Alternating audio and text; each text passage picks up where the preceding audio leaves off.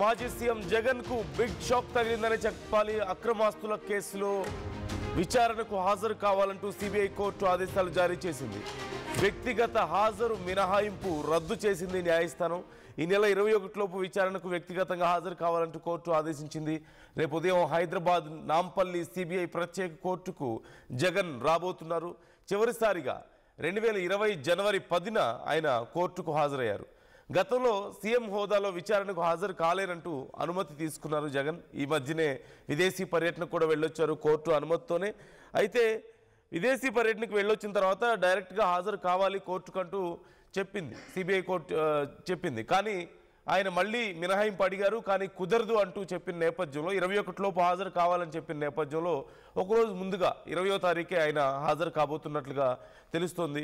మరి ఆయన డైరెక్ట్గా రెగ్యులర్ విచారణ జరుగుతుంది, రోజువారీ విచారణ జరుగుతున్న నేపథ్యంలో ఇక హాజరు కావాల్సిందే అంటూ కోర్టు చెప్పినట్లుగా తెలుస్తోంది. మరి జగన్ హాజరు అయిన నేపథ్యంలో విచారణలో ఎలాంటి కీలక పరిణామాలు ఉండబోతున్నాయనేది ఇప్పుడు సంచలనంగా మారింది.